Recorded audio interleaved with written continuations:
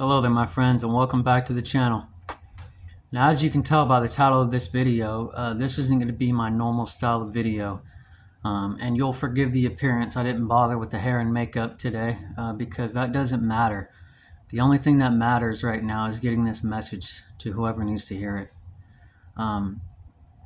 So without further ado, I have some notes, some talking points to read across, but for the most part, we're just gonna roll the ball and I'm just gonna try and get it out there.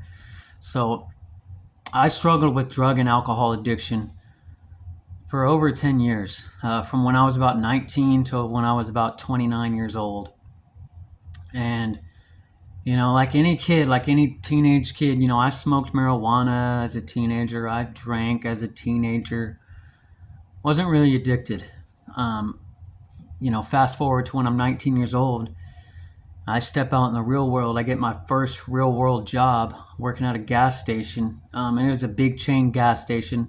So all the stores, all the employees were a big family. We all partied together, hung out together, dated each other, etc. So all that being said, here I am, this 19-year-old kid. And I start hanging out with these coworkers and partying with these coworkers, and they were all older, of course, all drinking age, clubbing age. So they would supply me with alcohol, and they would take me to the club, and we would get in, and so without knowing it, without having any idea, without knowing that I was laying the foundation for years and years of struggle and alcohol and drug addiction to come.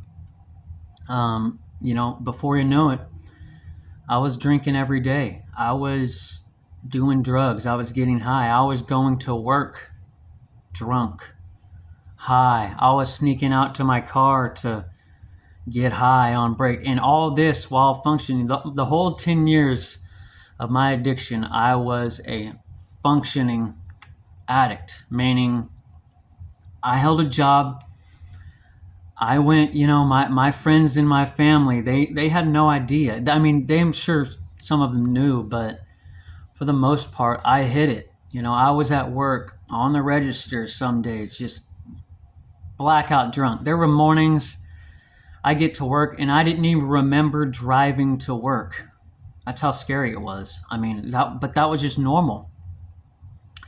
And so, fast forward to 10 years, of many years of putting myself in many situations and, foolish situations and, near-death experiences, traumatic experiences.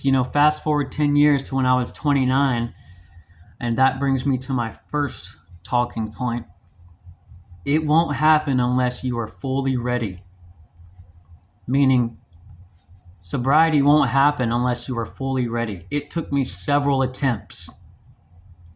And it wasn't until, 10 years. I mean, it took me years and years and years. It took me relationship after failed relationship. It took me roommate after fighting, physical altercations.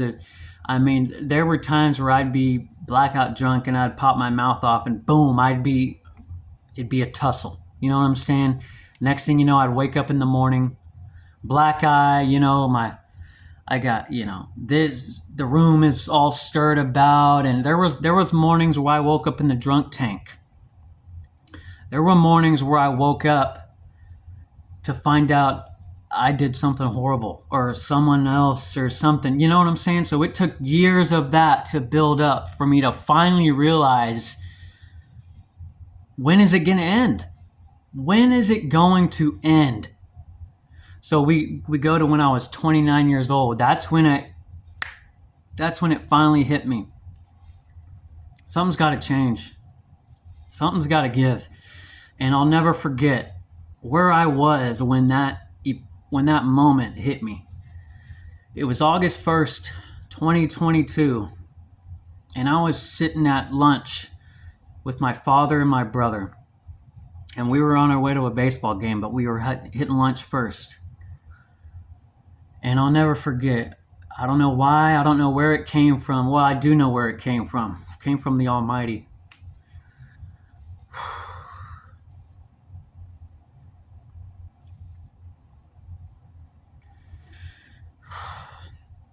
But the thought entered my head, this is it. This is it. This is it. It can't go on like this anymore. And so we went to the baseball game and I ordered a beer. And I'm sitting there drinking that beer. And right then and there, the Lord, that's my only explanation. The Lord said, "My son, you've had enough."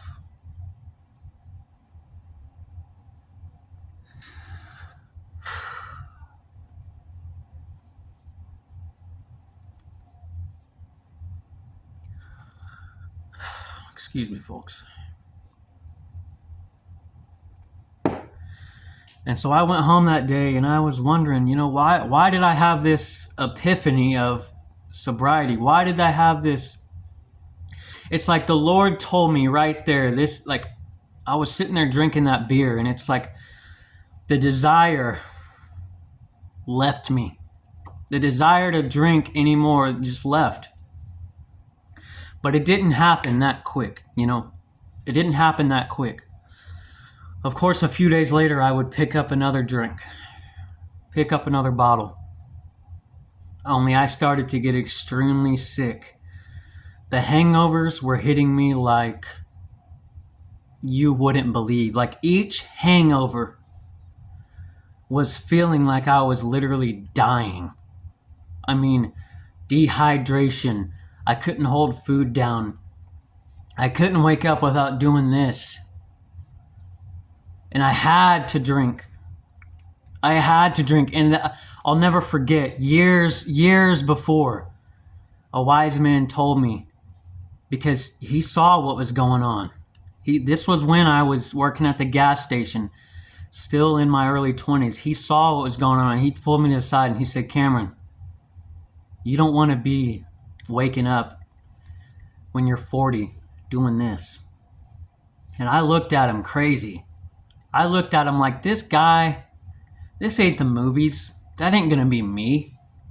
Well, little did I know he was right, because there I was waking up violently sick. And so that's what got the ball rolling. And so I forget exactly how, but I went 3 months. Actually, yeah, 3 months. So August, September, October. 3 months without drinking. And I was doing good, but I wasn't fully sober. I was still on drugs. I was still doing opiates. And so one night, Halloween night, 2022, I hung out with a woman, a Jezebel, as my grandmother would call her, God rest her soul. I hung out with a Jezebel and I showed up and boom, she's drinking. She offers me a drink. I was in a weakened state of mind, Of course I said yes. So boom, there went 3 months sobriety out the window. I started drinking again. I started getting sick again. And that brings me to my next point. It doesn't matter who or what is around you. You have to make the decision and be headstrong. Now, at the time, I had a roommate, and we were both hardcore alcoholics, drinking every day, beer, liquor. Just absolutely killing ourselves with this poison. But those 3 months from August to October, I was still around that. But for some reason, I just ignored it. So I went back to, ignoring it. I was with this roommate who would drink all the time, and it didn't bother me. Well, I began to drink again. Here we go on to 2023, New Year, January, February. Drinking again, opiates. Well, it got bad again, and I'll take you to the moment when true sobriety began. It was It was in February, and I had been drinking again, and I got some drinks, got some drugs, and went to this bar all by myself because there I would play poker. And I had a weird feeling. Just before I even walked in, there was just this weird feeling about me. Well, I sit down, playing poker, I'm drinking, I'm getting high, and all of a sudden I look up from this poker table and I look around me, and I swear all I saw was demons. I heard demons laughing and cackling, and folks, this is an experience that I cannot even begin to explain. You're looking at me saying, this guy's crazy. He saw demons? No, I know. And I feel like the Lord opened my eyes right there in that second to say, this is what you want to be, this is what you want to surround yourself with. And in that moment of, I wasn't sober, but in that moment I freaked out, and I got up and I left that poker table. And I drove home. And I woke up the next day. And that day was March 1st, 2022. Excuse me, I got the years mixed up. But March 1st, 2022 was when true sobriety began.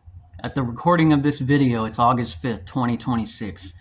So it's been over 4 years since I have drank or taken drugs. But I'll never forget that moment because it freaked me out.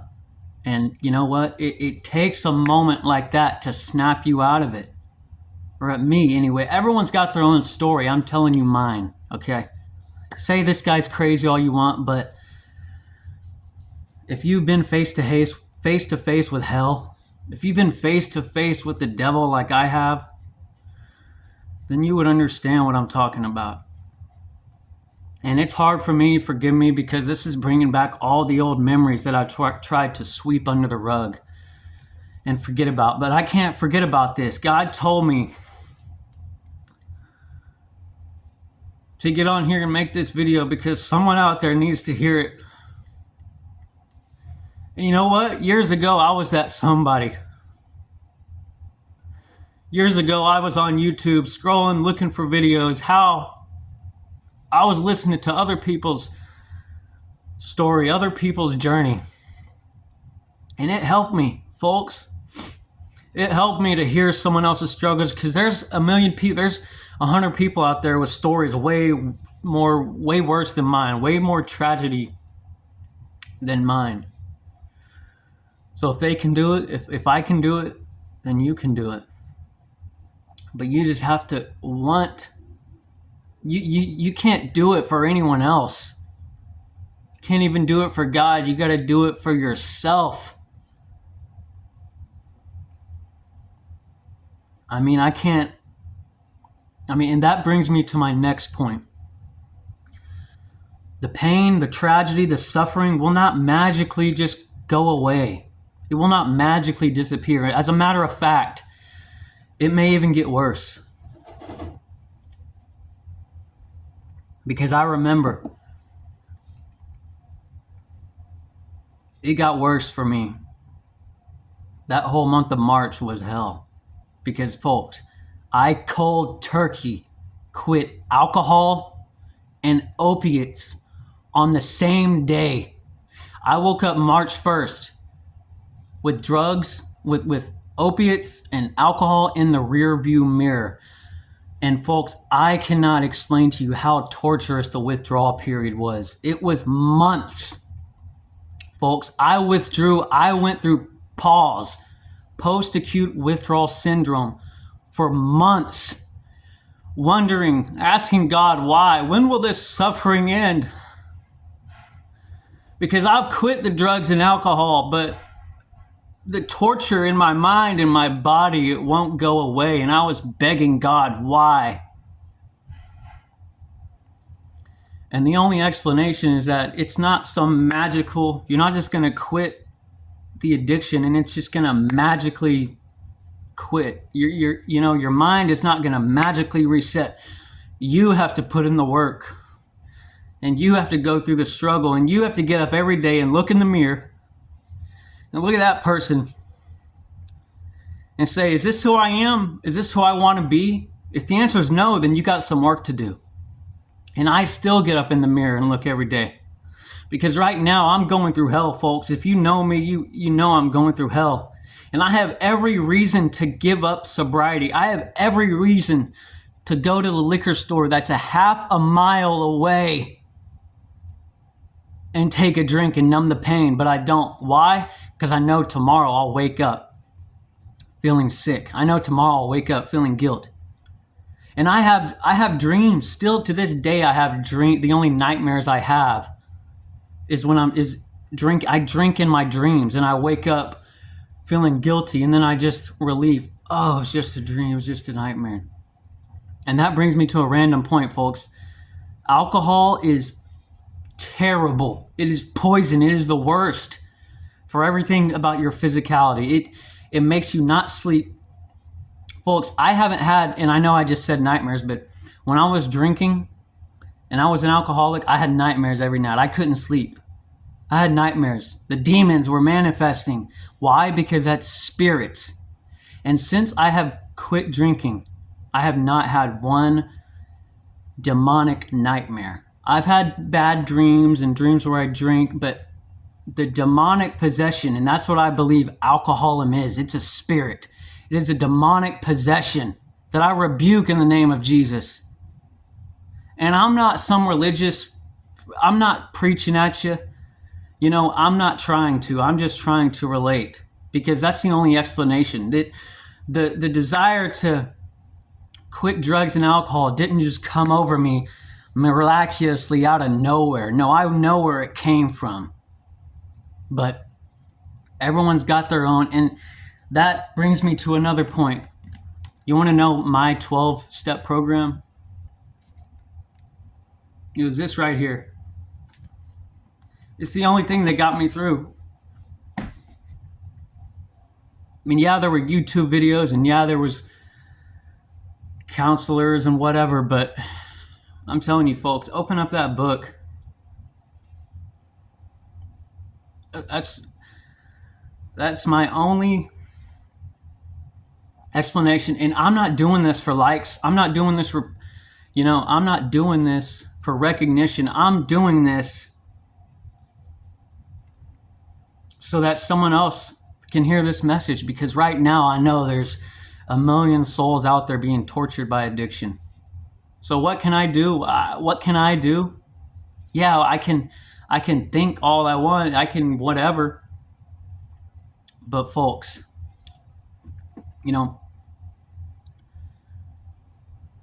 I have, I had a good childhood. I had a good upbringing. But then in my adolescence, things started to happen, and things that I had to deal with, running away, being kicked out, sleeping on the street, sleeping in the cold, being sent to military school, which I'm thankful for, and it saved my life. And if y'all want to hear about that, let me know in the comments. But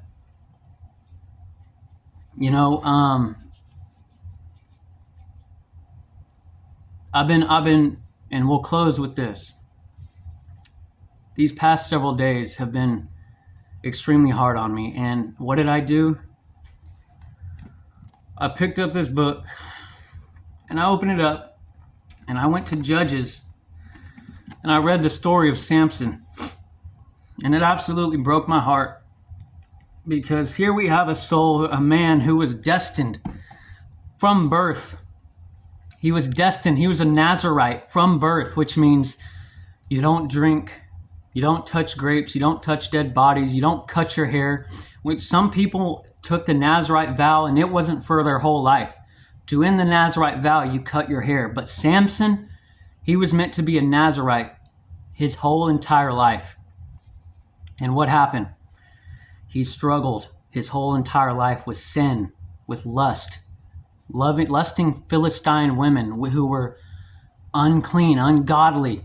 He loved Delilah. He loved this world. This world didn't love him back. Delilah didn't love him back. You know who did love him? Was God. And that's why in his final act, he was at the end. The Philistines took his eyes. They took his hair. They took everything from him. But in the end, he made one final prayer. God, help me. Help me bring down these pillars. And God did. And I read that and I was just I was confused because I'm reading this book and I'm thinking, how? Because all my life I've thought this book was just filled with happy stories and, miracles, and it is. But folks, this book is filled with tragedy and heartbreak and betrayal and stuff that we all go through. We can all learn from Samson. We could all learn from Samson. Don't be a Samson. Don't let your addiction and your love for this world cost you everything. Don't do it. I could make this video go on forever, folks. But, I just had to get this out there and tell my story. And I know I didn't tell much, but I just want you to know out there, whoever's watching this video, you're watching this for a reason. If it came across your algorithm, it came across your algorithm for a reason. And you don't have to be a believer. I don't care what you believe. But I know that someone out there will help you. I know that someone out there has a plan. Even as I make this video, I am in a pit of despair. I am in a pit of hopelessness, but I cannot give up hope. I have to keep pushing on because giving up is not the answer, and turning back to drugs and alcohol is not the answer. No matter what we're going through, be strong. Delight thyself in the Lord, and he will give thee the desires of thine heart. And yes, I know I could take that advice. So all that being said, ladies and gentlemen, if you've stayed till the end, I appreciate you. You will forgive my emotions. But you know what? This is real and this is raw and this is the Cambodian. So all that being said, please share this video with someone who needs to hear it. Don't just watch this video and say thank you and go on about your day. No, share this video with whoever needs to see it or hear it. Because I know everyone out there, we know someone who needs to see this video. So if you would do that for me, then that's all I want. Because like I said, I didn't wake up planning to make this video. I didn't wake up planning on getting here and spilling my emotions out. But you know what? God said, you know what, Cameron? This is bigger than you. So all that being said, please like and subscribe. And I do intend on bringing more motivational, life-changing stories to YouTube. God bless.